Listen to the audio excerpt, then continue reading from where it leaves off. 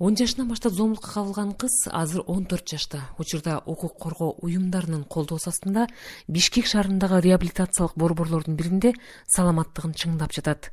Өзүнүн жана эжесинин айтканына караганда, аны 30 жаштын тегерегиндеги тууганы 3 жыл бою коркутуп зордуктап келген. Жана бул жорукту чоң апасы менен эжеси кийин гана билишкен. Мен өзүмгө эртесинен эле окшум айтсам, гafletен мени келип өлтүрүп койчу, ушундай кебетеси башкача болчу.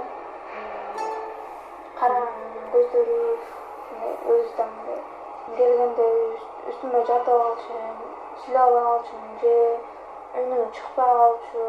Белгилүү себептер менен ысымы жашыруун бойдон калган жабырлануучунун бул сөзүн эжеси Рахима Айкынбаева минтип кошумчалады.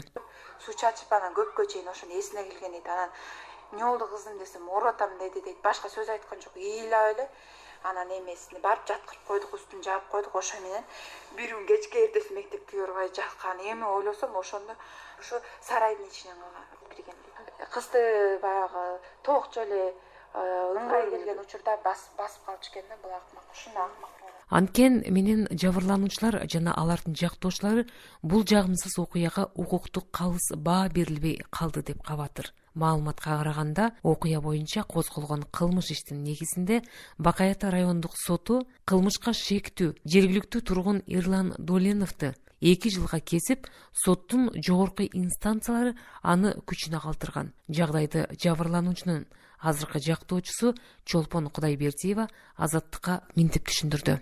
Кангелдиева судья Манас райондук сотунун судьясы 1 жыл 6 ай деп жаза белгилегенине байланыштуу ал бош эле болуп жүрүп атат азыркы убакка чейин.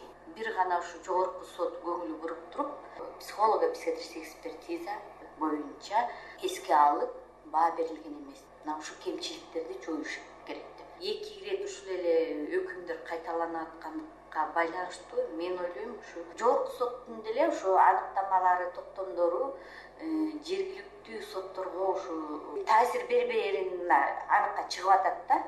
Жогорку сотко кайрылууга мына ушундай жагдай түрткү болду дейт балдардын укугун коргоо лигасы фондунун атынан кызды коргоп жаткан юрист Чолпон Кудайбердиева. Айыпталып жаткан Эркин Доленов менен Азаттыктын кабарчысынын жолугушуу аракетинен майнап чыккан жок.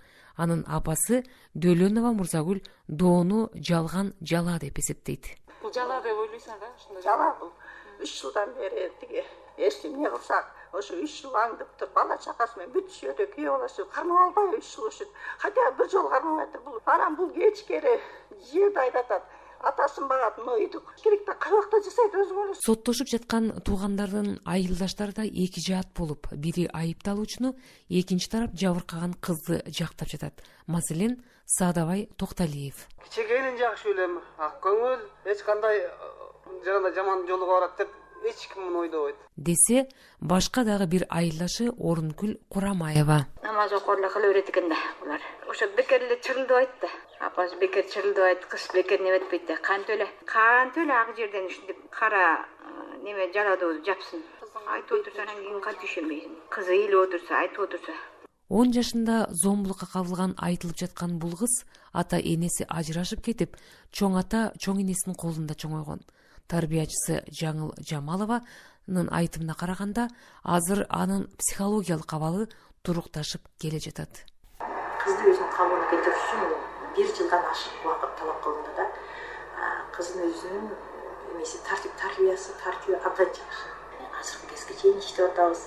Сотко бир нече жыл барып келди. Ушундан кийин дагы өзүнүн калыбына келе албай, ушундай жаман стресс абалына да түшүп калган убакыттар болуп атты да. Зомбулукка кабылган бул кыздын Бишкектеги реабилитациялык борборго жайгаштырылганына 1 жыл болду. Салика Сариева, Азаттык, Талас облусу.